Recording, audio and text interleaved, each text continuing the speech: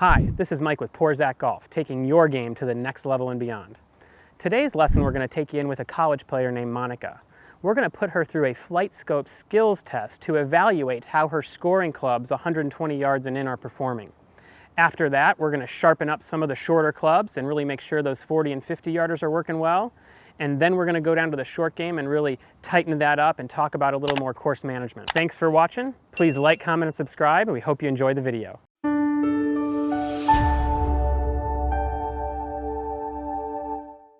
Kind of trying to figure out ways to make practice a little bit more like our tournament play and our on-course experience, right? Everybody knows it's real different when you're out here on the range and when you're out there on the course. And one of the things we really need to do to be successful out there is try to create our practice environment with a little more stress, a little more pressure, a little more on the line. So today we're going to take Monica Yu, one of our longtime students, through a FlightScope skills combine. We've noticed that some of her short clubs and her scoring clubs haven't been as strong, so we're going to take her through these 10 shots everywhere from 30 to 120 yards. It's going to pump out a score for her, and then we're going to have a baseline that we can begin to work off of and see where she's at. So going to be a really, really cool day, really fun. You know, we have her. She is a great, great story. This girl is a wonderful young lady, and I'll tell you what, she was not highly recruited out of high school, kind of a late bloomer.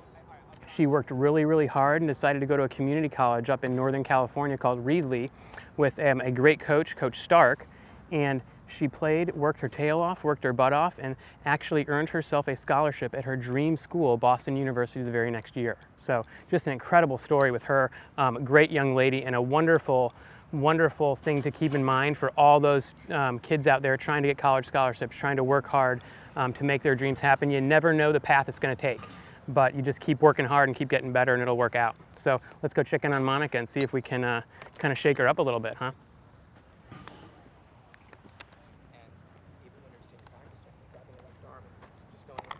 All right, how we doing? Good, how are Good, good, good. Come on over here. Y'all warmed up? Good. Yeah, you can bring that bag over here. Just put it back here so we don't get too much in the way.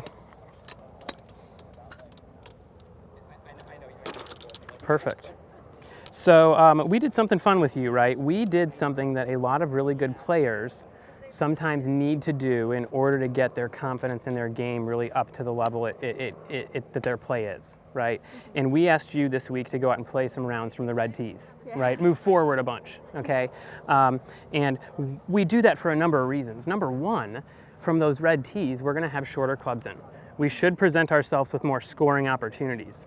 This is really good because number one, we're getting a different look at our golf course we play every day. But number two, we now have the ability to go out and make a lot of birdies, right? Which is part of being able to go low and really put good rounds together is doing it, right? So it doesn't matter whether you're doing it from the blue tees in the back, the red tees up front, making 3, 4, 5 birdies in 9 holes really can make a big difference, okay? Mentally for how you kind of prepare for that. Now, for you, we saw that actually some of those scores weren't getting as low as we wanted, right? And we kind of pinpointed to the fact that we need to get a lot better with these scoring clubs. We need to get better with this 30 to 120 yard, okay? And today we're going to put you through a little combine here on FlightScope. You've been prepared for that. You've been told about it, right? So this is going to be really, really fun. We got 10 shots, all random numbers from there. We're going to find out exactly how far they go. We're going to give you a little score at the end, and this is going to do a couple of things for us. This is going to, number one, provide a baseline of where you're at, right? So now as we begin to work the next month or so on these scoring clubs, we get to improve, right, and track that improvement. The other thing, I think it's going to put a little pressure on you, right? We got the cameras rolling, we got every shot counting. What could be better? So let's get in there. I'm going to load this up and we'll do it, okay? All right, we got 113 yards. So I'm going to need you just kind of hitting from kind of anywhere in this area here where these tees are. We're going straight out there basically towards that tree on the hill. What club you got, Monica? Okay. This is a really, really great, one of the best aspects of the FlightScope is for the young players to really begin to do things like this, do combines, do distance control, put a little pressure in on every shot.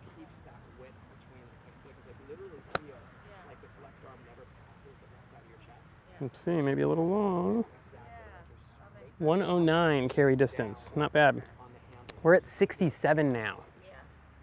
67 yards.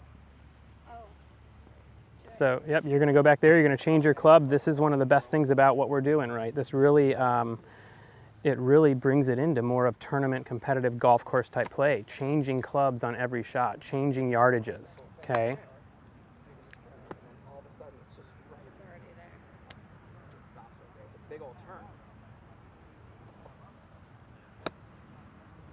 Nice solid shot going out there. 67 on the dot. Wow, very nice. All right, we're at 109. Ooh. 111. Man, we might have to look into some other reasons why we're not getting better scores on those red tees. Okay, we're at 101 now on this one. 101.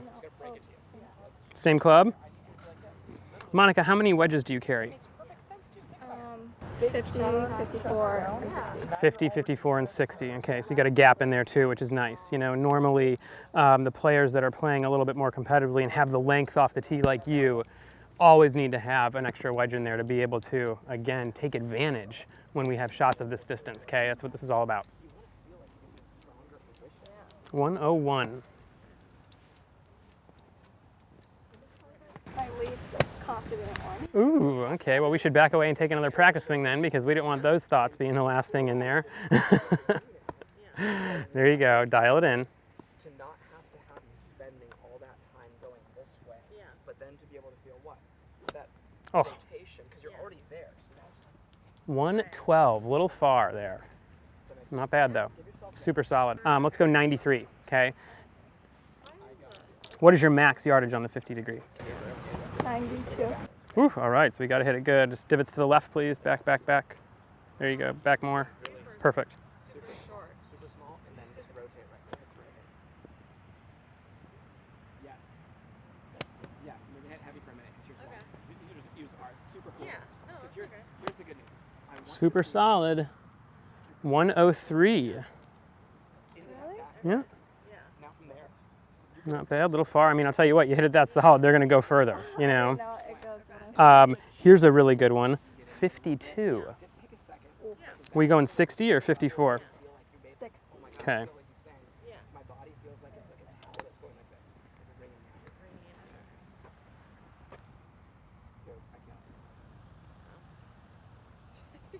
Like the worst lie ever. It's the worst lie ever.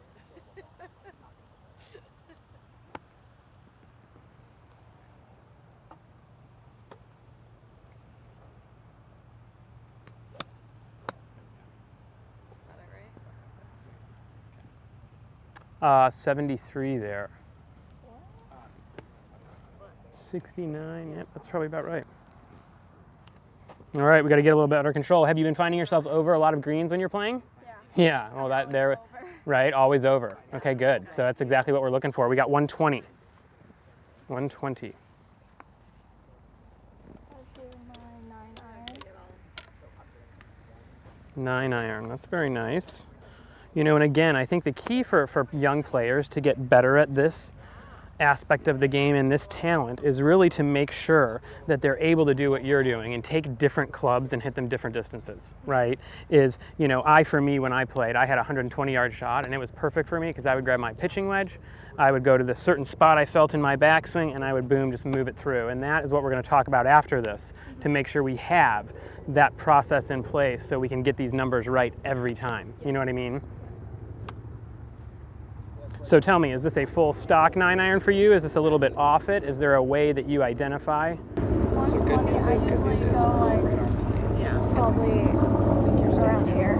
Around kind of 3/4 shoulder high or so? Absolutely. You know, and us being able to identify around here, boom, 3/4, this is going to provide a different distance with a 9 iron, with a pitching wedge, and with a 54 degree, right?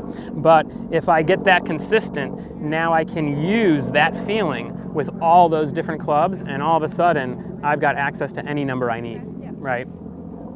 All right, let's see it, 120.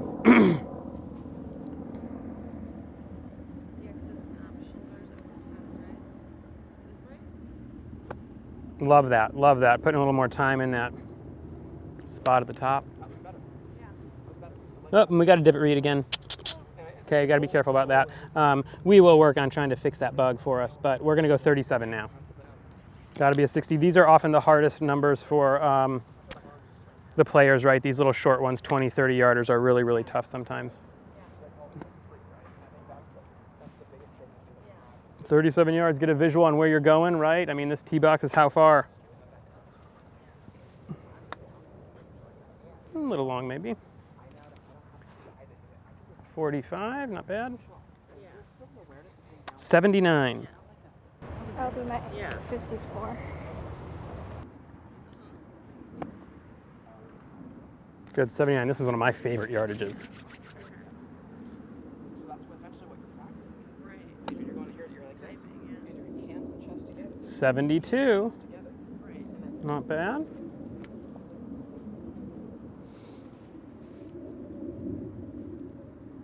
All right, so come on over here. Let's take a look at what we got. So our, PGA comparison, I basically made these targets for PGA Tour average for the highest scoring portion, okay? So you were gonna get big points when we were hitting those numbers. We definitely see there were a couple misreads in here. Overall, pretty good. To me, it looks like there's a lot more that we gotta do in the lower part of the bags, those 30, 40, 50-ers. Yeah. Maybe some of those shots where from those red tees on a short par 4, you pound a drive up there and all of a sudden you're kind of in this area that you're not normally often in, right? We've got to be ready to attack those, and let's work on some of those right now, okay? But overall, really, really good. This is great about this because again, we now have a baseline, we see where we're at.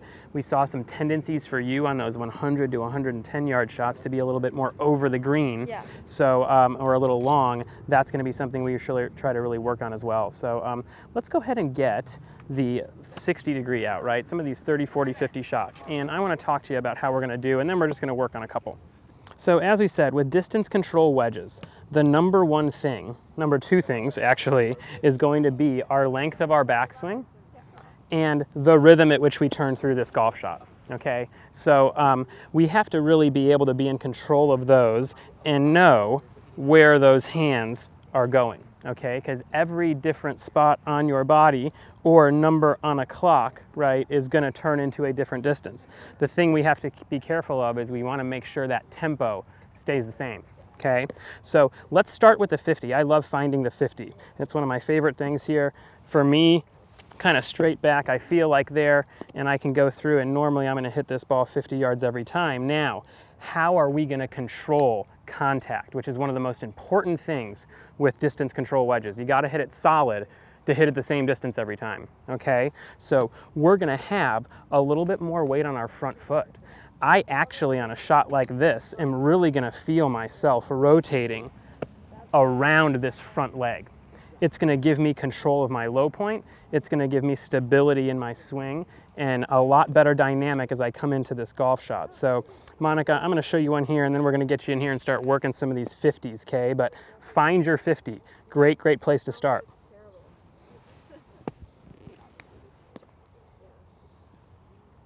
For me, when I do these, I always like to kind of rehearse the spot I'm going to once right before. Even though I may not hit that spot exactly in my backswing, I felt it once, and boom, I'll tell you what, that was probably a little short, maybe 43, 44, but right idea, okay? So let's see you get in there. Let's hit a couple 50-yarders. Okay, got to keep that weight left, got to keep the sternum, hands, and body more together, okay?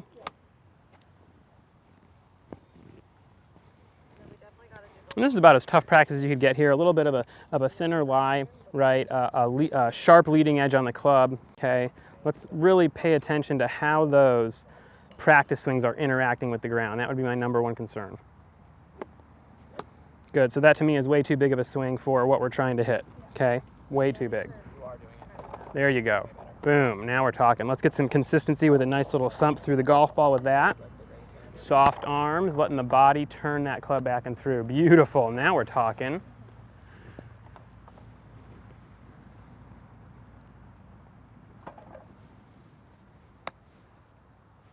Let's see, yep. 41, all right, let's do it again. A little bit thin in contact again, especially lies like these are gonna be a big factor for you being able to control your yardage.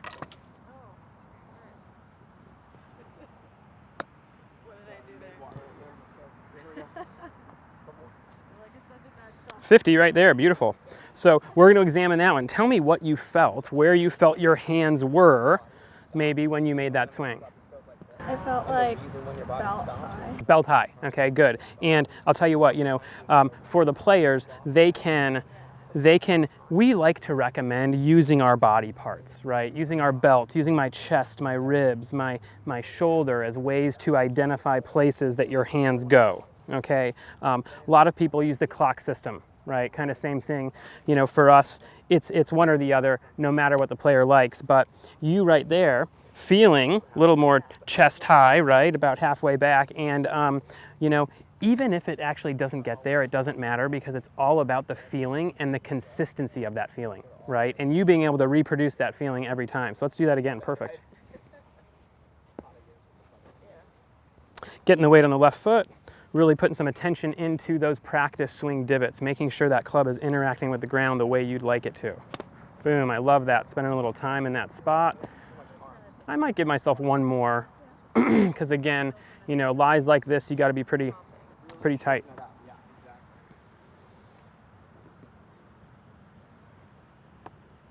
Good, much better. So whenever you have that happen, try to pause, try to get in there. Turn back. Keep the back to the target. Okay, 35, a little heavy. Let me jump in here. Go ahead, jump in front for me, okay? And the one thing that I see as you're doing this, right, is I would really like to see, again, I see definitely a lot of good structure here, and I'm trying to talk you into understanding what's going on down there, but to me on this shot, almost even more important than exactly where that club goes is that I have a extremely consistent and reproducible low point of my golf swing. Right, because that's what's going to give me the confidence to get up here, hit my spot. I just made one swing 3 times in a row perfectly. I'm just going to do the same thing. Let's go see what that is. Might be a little short. 38, not bad. So really dial in that low point. Spend a little more time making sure that that club ground interaction is the way we want it, okay? Yeah, that means exactly, great question, okay? That means where we're seeing that divot and that club get down to its bottom. If I put my club down, and Gabe, you may want to jump over here for this, okay? This is what I was doing during those practice swings. I'm putting my club down. I'm making an imaginary line right where my club is on the ground. And now, as I take my practice swings, my number one priority is to make sure my club hits in front of that. That's going to tell me that my low point is in front of the golf ball. Okay, so that's going to be the number one thing. And then, all right, well, if my leading edge is in a little bit too much, that club's going to dig. If my club is a little bit too open, this club on a lie like this could bounce into the golf ball. So I'm going to make sure I really feel the right amount of club face, leading edge, and bounce that I want. And that's what I'm trying to dial in really consistently, okay? Good, keep it tighter, keep it more together. There's a lot of speed there. Boom, that sounded better. I mean, you don't even have to look at these, but you can just listen to them. There it was, feel that, hear that. See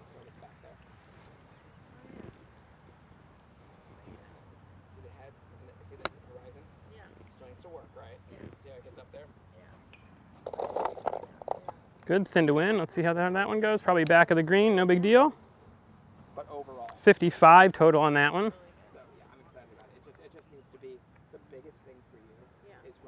Boom, love that, beautiful. Now we're talking. 44, but fantastic, you know what I mean? I mean, that's the contact we're looking for that has to come in order for us to be able to control our distance. Give me one more. I think it's like important to stay in front because I keep that up. Absolutely right, absolutely. Really, really wonderful point. And let's even pull out an alignment rod here, okay? And let's have us take this to another level as we take our practice swings and understand that, okay, on any of those shots there, our club was boom, moving into the alignment rod, right? So staying forward, like I said, I want to take my center. And in a shot like this, I'm going to shift it a little bit more forward, okay? When we think of the golf swing and we think of our nose, our sternum, we can kind of think of a pendulum, okay? And when the pendulum swings, its lowest point is going to be below the top here, okay? And for us, that's going to be our nose and our sternum. This is going to allow us to hit some really nice crisp shots and keep that low point in front. So for you, we're going to bring this over here. We're going to really put our club just a couple inches in front of it. We're going to get weight more on the left foot. Even the outside of the left foot is fantastic. And we're going to make sure that we can really descend into that golf ball, right? Ball first.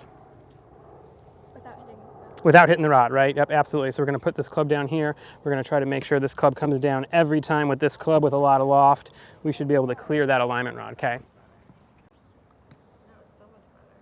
Boom, beautiful. See how forward that divot was? Good. Those are swings that are committed through the golf shot, right? Little tick there, okay. You could feel the body come up maybe a little bit early, right, versus the club coming down in front of you. Boom, there you go. A couple more like that.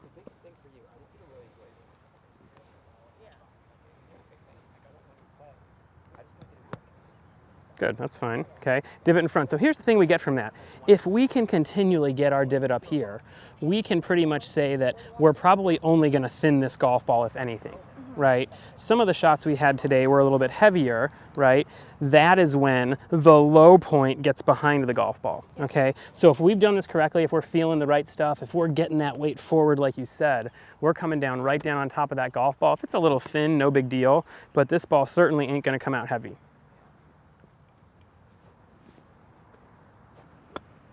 We hope you enjoyed watching our video with Monica. The FlightScope Skills app is really a great way to dial in the yardage for all the players, and sharpen up the short game is something wonderful to do too.